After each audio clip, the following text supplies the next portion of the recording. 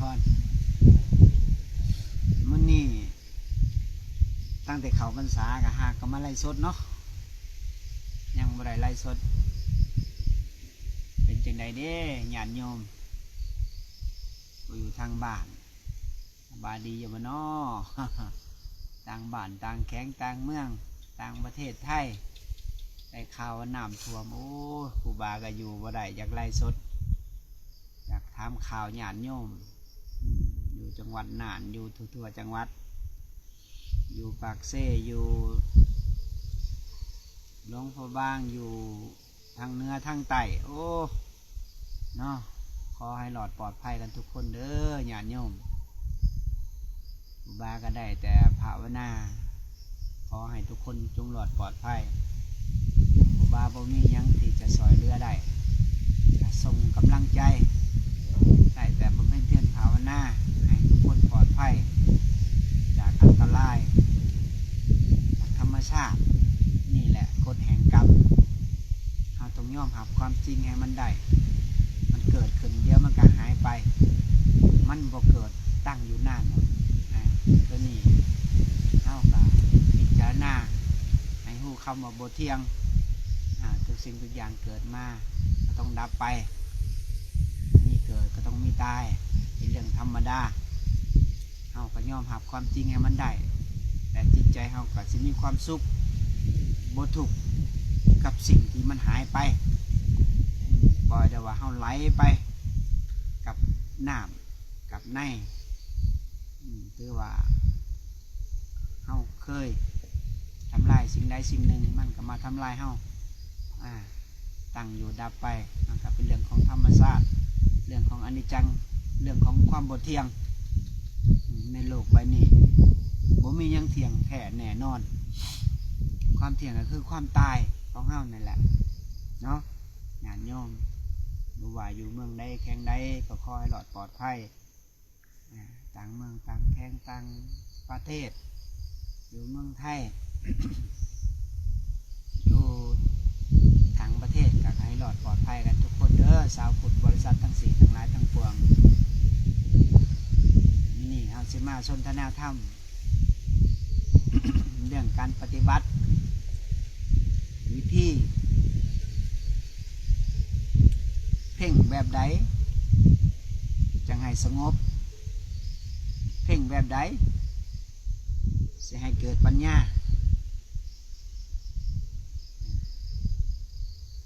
เพราะว่าทุกคนปรารถนาอยากได้ความสงบไปตั้งฐานไว้ก่อนว่าขอหน่อยภาวนาต้องมีความสงบเมื่อมันบ่สงบแล้วเป็นยังไงเนี่ยตุพุ่งซ่านมันพุ่งซ่านเนาะ เป็นยังมันถึงพุ่งซ่านของจักบอกยังพอจังย้อนว่าเฮาไปร่วมกับอารมณ์ตัวที่บ่พอใจมันก็เลยพุ่งซ่านนี่แหละแต่ว่าเฮาตั้งเป้าหมายเด้ตั้งเป้าหมายไว้ว่าขอหน่อยอยากสงบ คือมีญาติโยมโทรมาเหมือนนั้นแชทมาอาจารย์โทรมาขอหน่อยอยากเข้าฌานได้อ้าวเอาสงบแล้วบ่เอาเข้าสมาธิได้แล้วบ่เอาตั้งมั่นแล้วบ่บอกถึงการเข้าฌานได้นี่ผู้ที่กลายระงับจิตระงับล่มละเอียดหายมันถึงเข้าสู่ความสงบได้มันถึงเข้าสู่ฌานได้ถ้าเกิดว่าจิตเฮาบ่สงบจิตเฮายังพุ่งซ่านยังไปตามอารมณ์ความบ่พอใจอยู่ก็ยังมีทุกข์อยู่จะละความพอใจบ่ได้บ่พอใจบ่ได้เจ้าก็สู่ความสงบบ่ได้แล้วเฮาจะเข้าสมาธิได้จังได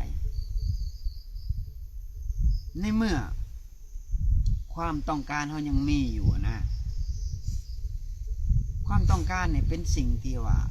ขัดขวางเฮาได้และเหตุให้เฮาเข้าไปสู่สมาธิบ่ได้เหตุให้จิตเฮาร่วมบ่ได้คนที่จะเข้าไปสู่จุดตรงนี้ได้เฮาต้องตั้งมั่นในลมมันบ บ่ได้มีหยังหลายตั้งมั่นในลมมีประตูเข้าประตูออกดึงเข้าปล่อยออกเพ่งมันอยู่นี้1 ชั่วโมง2 ชั่วโมง3 ชั่วโมง4 ชั่วโมงเพ่งลมอยู่นี่ตั้งมั่นอยู่กับลมให้สติมันตั้งมั่นให้สติมันแข็งแกร่งตั้งมั่นอยู่จังสิในเมื่อตั้งมั่นแล้วนะกายสงบถ้าเขาตั้งมันอยู่กับลมได้กายสงบจิตสงบเวทนาก็จะบ่เกิดเมื่อเวทนาบ่เกิดแล้วลมละเอียดมันหายลมละเอียดหายไปปุ๊บจิตสงบปุ๊บนั่นเข้าฌานทันทีเลยเข้าสมาธิได้ทันทีเลยพอ3-4 ชั่วโมงแล้วนิ่งแล้วถือว่าเข้าได้ย้อนยังย้อนว่าเวทนามันบ่เกิดมันอยู่เหนือลมนี่คือการเข้าฌานคือเข้าสมาธิจิตระงับกายระงับเวทนาบ่เกิดแล้วถึงเข้าสมาธิได้ไหนจิตถึงสงบได้คันเกิดว่า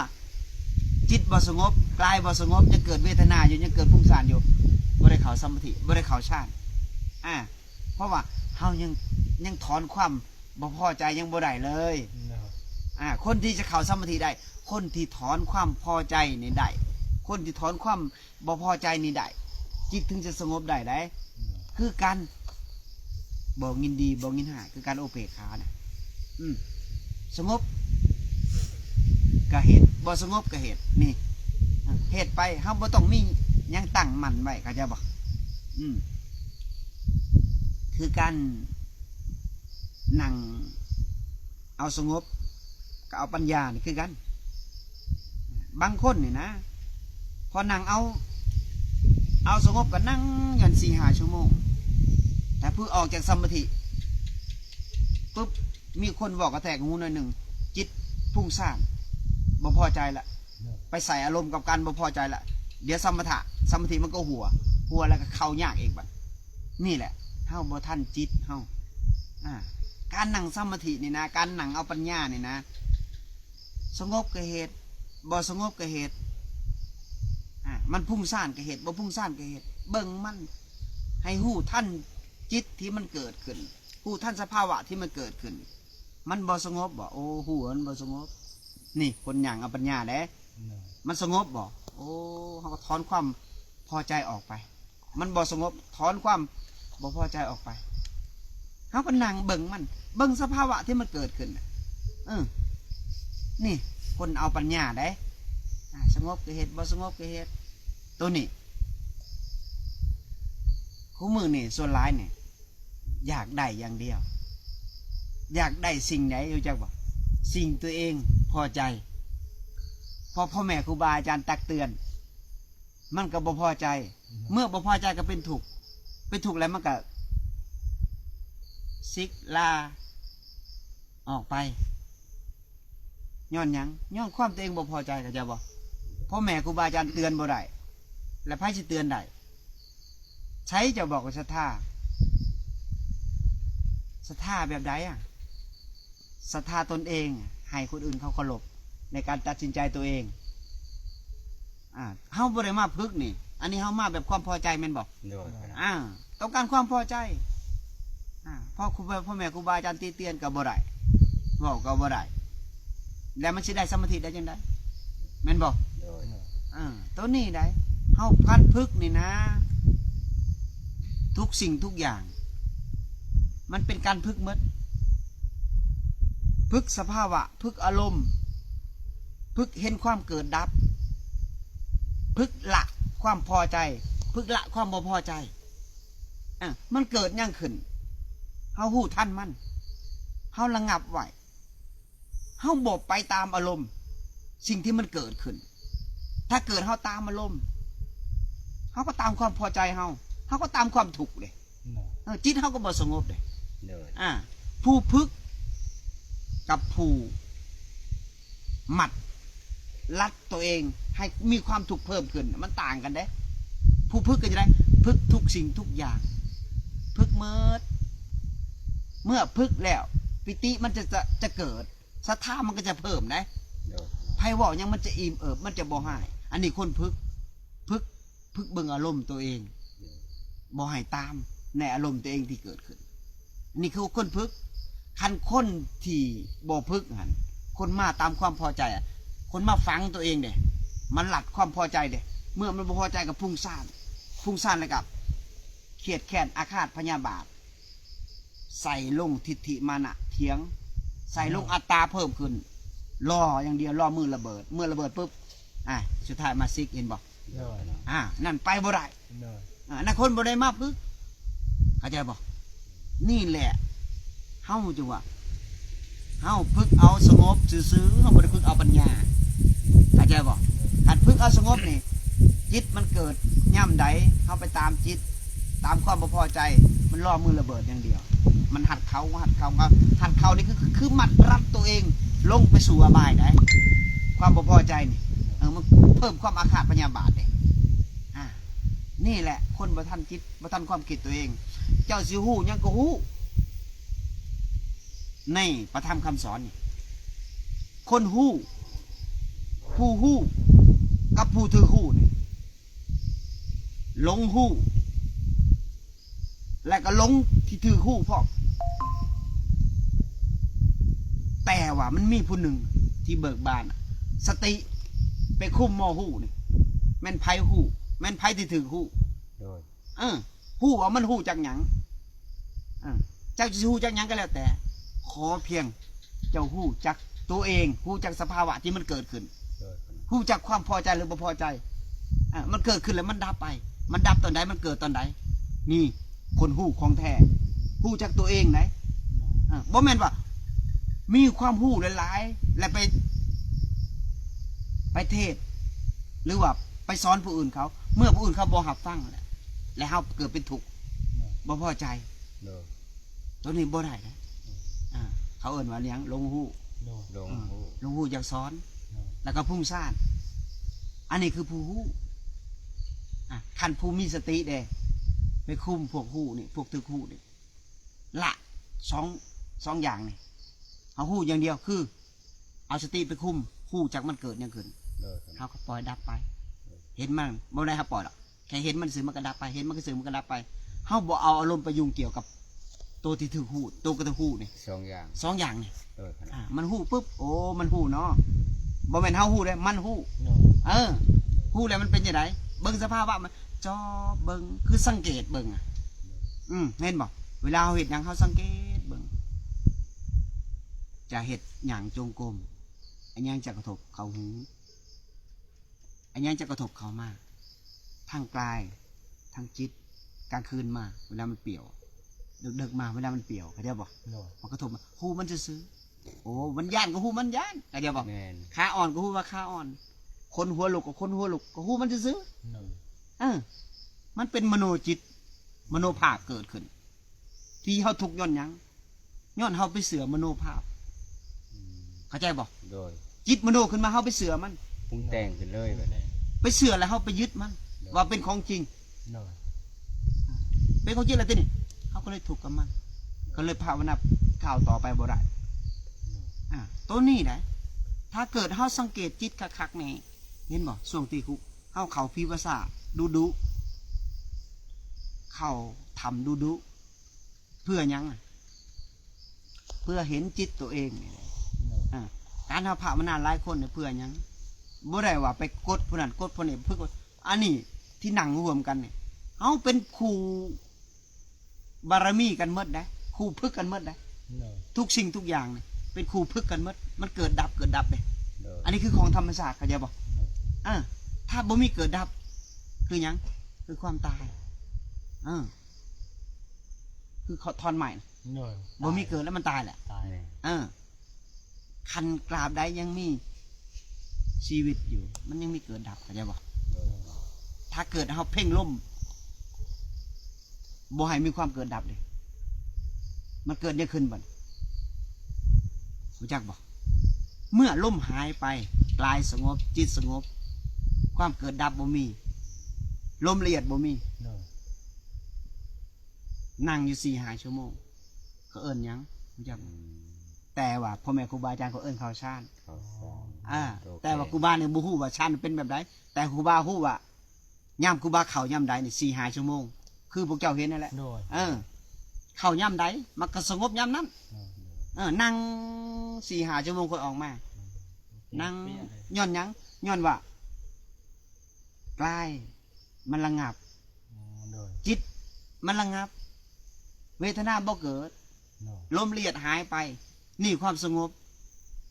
ความสุขเนี่ยไม่ต้องว่าถึง หายังมาเทียบในโลกในบ่มีเฮ็ดจะได้เขาจะเข้าไปจอดจุดตัวนี้ได้คุณจักบอก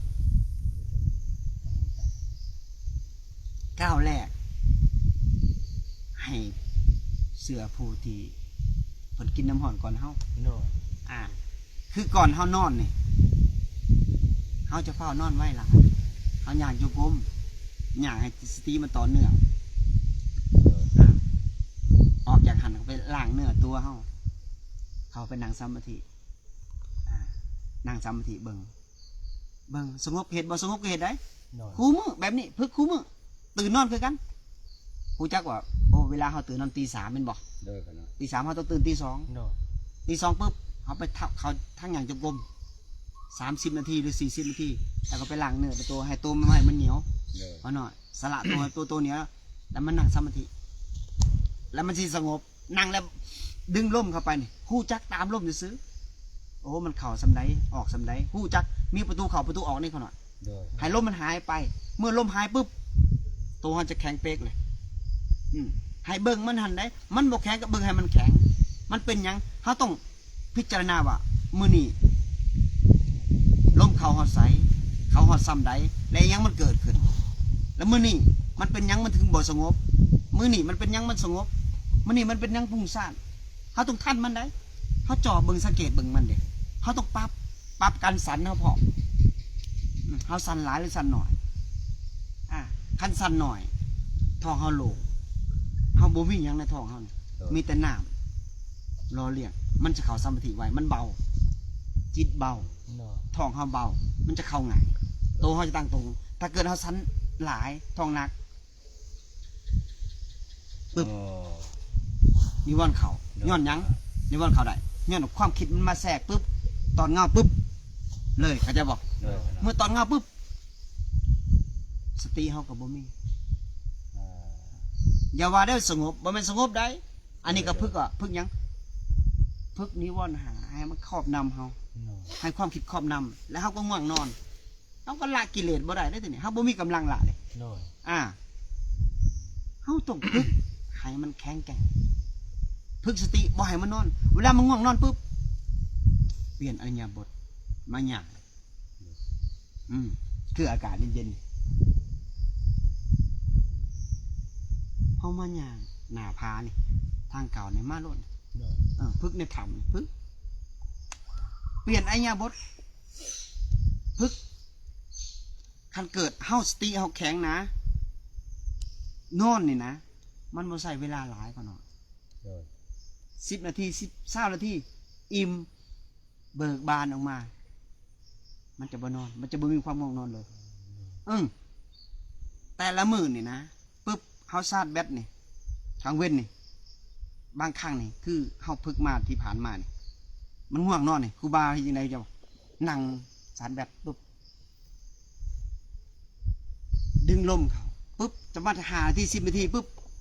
ออกจากสมาธิมันจะสว่างเลย มันจะบ่ง่วงนอนเลย โดย แต่บางครั้งมันตอดเงาปุ๊บขึ้นมานะอยู่ได้18 ชั่วโมงบ่มีความง่วงนอนเลย โดย กำลังมันแข็งแกร่งได้ ต้านตัวนั้นเนาะขนาดต้านดีวอนนี่เลย แค่ชาร์จแบตนาทีเดียวนะ เออ แค่บฮอดวิตอดเงาปุ๊บขึ้นมาเนี่ยมันอยู่ได้แต่มันมือเลย แน่ ย้อนหยังย้อนว่า จิตมันอิ่มมันสติมันแข็งกล้าเลย โดย สมถะมันบ่อยากนอนเลยสมถะมันแข็งแกร่งเลย โดย มันเป็นหลักพวกถอนความ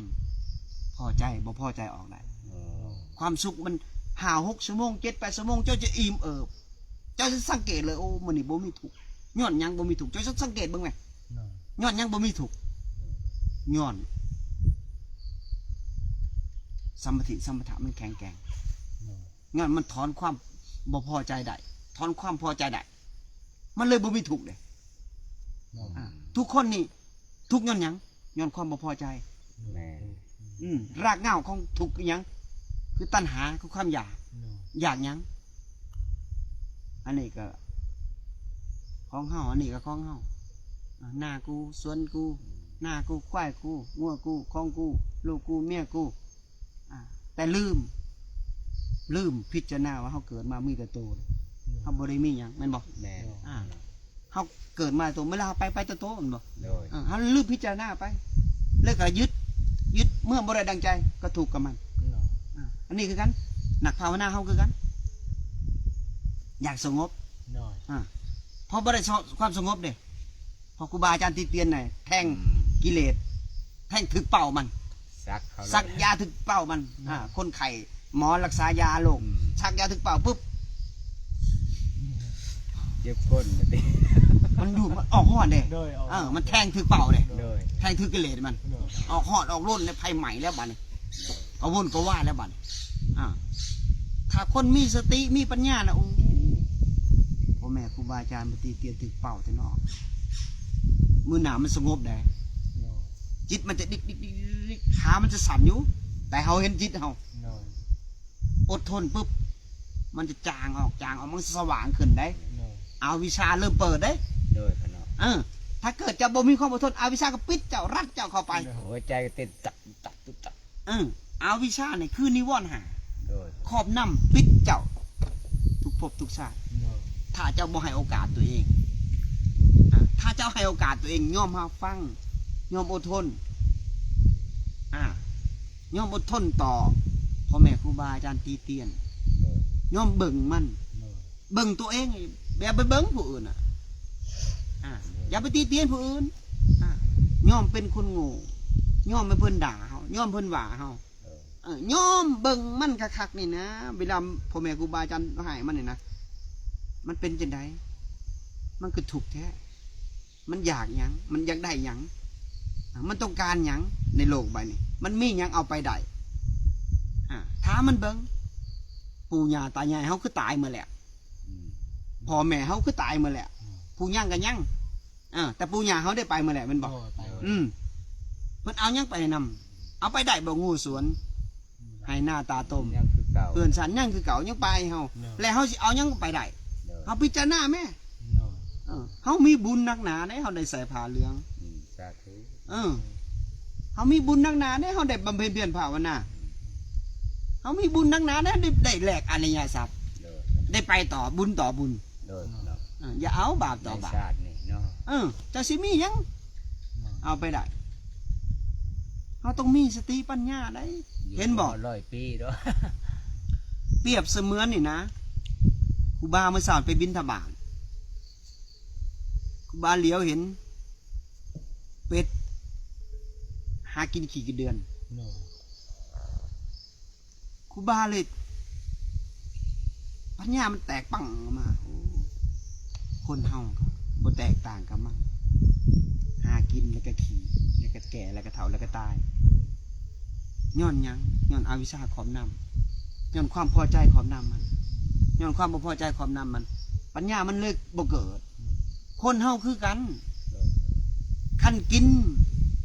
หากินหาลิ้นเพลิดเพลินในการกินการอยู่กันนอนบ่มีสติปัญญามันก็บ่แตกต่างกับเป็ดกับไก่กับงัวกับควายละวะ โดย มันจะแตกต่างหยังแตกต่างแต่ว่าเป็นมนุษย์เว้าได้ซื่อๆแต่บ่มีปัญญาเอาตัวเองออกจากทุกข์เอาตัวเองออกจากนรกมันจะแตกต่างหยังกันแม่นบ่ โดย ไปกลางคืนนี่ครูบาไปนี่ออกมาแต่บ้านเจองัวเจอควายผ่านปีภาษาแมวแลนตามก้นงัวแลนตามก้นไปพิจารณาเห็นมันโอ้เป็นหนาสังเวชแต่เด้มันก็ถูกแต่เด้แต่คนบ่มีสติปัญญาจะหากินมาในลำบากเพื่อหยังเพื่อปากเพื่อท้องและมื้อใดเขาจะออกจากความลำบากได้มื้อใดจะออกจากความทุกข์ไปได้แต่เฮาบ่มีสติปัญญาพระพุทธเจ้าสอนเฮาคือบ่ยอมเปิดเอาพระธรรมคำสอนเข้าสู่จิตสู่ใจ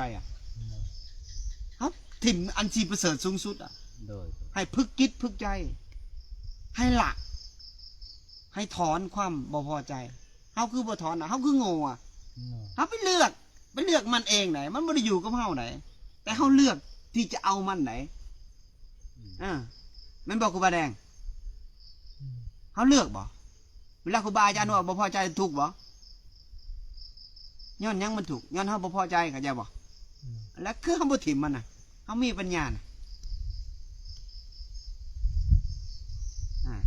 ลูกพี่โบคือว่าเฮาบ่ถิ่มมันฮะเครียดอาฆาต 2-3 เดือนเฮาอยากจะเป็นคนจังซั่นเฮาต้องมีปัญญาได้เด้อกันหน่อยเด้อทุกคนให้มีปัญญาได้คันเฮามีปัญญาเพียงพอที่ถอนความบ่พอใจออกได้ถอนความพอใจออกได้ปัญญาเฮาสิเกิดได้คันสิ่งนี้บ่ออกจากจิตเฮานะเฮากับปัญญาเฮาก็สิบ่เกิดเฮาก็สิหลงหยังหลงในความพอใจหลงในความบ่พอใจอยู่หั่นแหละไผชมแน่ก็ภูมิใจโอ้รอยยิ้มเบิกบานกิเลสไผเต็กเตือนน้อยหนึ่งโอ้ถูกแล้วบ่พอใจปัญญาเลยบ่เกิดมันติดตัวนั้นไปใส่บ่ได้ก็หน่อยแม่ทุกสิ่งทุกอย่างในโลกใบนี้คันจะถอนตัวนี้ได้นะ ความสุขมันจะเกิดขึ้นกับเฮากายสงบจิตสงบลมละเอียดหายใจจะเข้าสมาธิได้เข้าฌานได้3-4 ชั่วโมง 4-5 ชั่วโมงแล้วแต่เหตุแล้วแต่ปัจจัยที่จะสร้างเหตุมาได้สำใดก็เอาสำนักให้มีสติปัญญาอย่าสุนังอสงบลายินบอกขบแดงเอาปัญญาแน่อย่าจะตามความพอใจถอนความพอใจนั่งเอาปัญญาสงบกับเหตุบ่สงบกับเหตุให้หู้ท่านว่ามันเกิดเนี่ยขึ้นเข้าใจบ่ให้หู้ท่านสภาวะของจิตตัวเองอย่าเอาความหู้เข้าใจบ่ให้หู้จิตตัวเองพ่อความหู้หมดทุกสิ่งทุกอย่างกิเลสไม่ให้หู้กว่าเจ้ามันหู้แหละว่าสิ่งนี้มันเป็นอย่างนี้และเป็นยังมันบ่สงบรู้จักบ่ย้อนยังก็ย้อนมันหู้ก่อนแล้วมันบ่สงบหู้หมดทุกอย่างในโลกใบนี้แต่บ่ฮู้จักตัวเองมันก็เลยบ่สงบถ้าจะฮู้จักตัวเองเนี่ยมันโอ้ฮู้จักมันบ่พอใจถอนออกปุ๊บสงบบอกกันหน่อยนี่ต้องนี่ได้กันหน่อยพระพุทธเจ้ายังบอกอยู่เลยว่าให้เฮามีประสบการณ์ในฮู้จักตนเองผ่านประสบการณ์แล้วสภาวะของจิตล้วนๆมันเกิดที่จิตมันดับที่จิตเข้าใจบ่ไฟ3 กองคือไฟยังกันหน่อยโลภะโทสะโมหะมันบอกกันหน่อยถ้าถอนออกไปแล้วมันจบบอกกันหน่อยมันก็เย็นบ่นานเย็นฉ่ำเมื่อเย็นฉ่ำแล้วความสุขก็เกิดมีความพอใจบ่มีความบ่พอใจบ่มีกะสุขมื้อนึงโอ้ย 4-5 ชั่วโมง 5-6 ชั่วโมงมันก็บ่มีความทุกข์มันงินบ่สนใจอย่างเลยมันก็เห็นมากเกิดดับธรรมชาติของธรรมชาติมันก็มีความสุขแล้วเนาะมีคำถามยังว่าลูกทางบ้านบ่มีเนาะสุดท้ายก็ขอให้ญาติโยมก็ผู้อยู่ทางบ้านขอให้มีความสุขเนาะขอให้หลอดปลอดภัยจากอันตรายแม่น้ำ ผ่านมาเดี๋ยวมันก็ผ่านไปอดทนเอาเด้อญาติโยมสิ่งที่เสียหายไปก็ปล่อยเป็นเรื่องของธรรมชาติมันไปซะอย่าไปโศกเศร้ากับมันอย่าไปคิดถ้าเฮาคิดเฮายิ่งมองยิ่งคิดยิ่งถูกยิ่งยึดยิ่งถูกได้สิ่งนี้มันของใส่สัวข้าวเดี๋ยวเฮาตั้งต้นใหม่เดี๋ยวเฮาจะได้มากรรมมากคือเก่าสิ่งที่หายไปก็ได้บ่ว่าหลุดยานพญานะบ่ว่าเงินคำกำแก้วทุกสิ่งทุกอย่างเกิดจากเมืองพลอยของโลกเดี๋ยวตั้งสติดีๆเดี๋ยวหากลับขึ้นมาเฮาก็จะมีความสุขอีกขอให้ทุกคนจงหลอดปลอดภัยจากอันตรายทั้งปวงและก็ขอให้ทุกคนจงมีทุกความสุขความเจริญมั่งมีสีสุขอย่าเจ็บอย่าจนทุกคนจงปลอดภัยด้วยเถิดสาธุ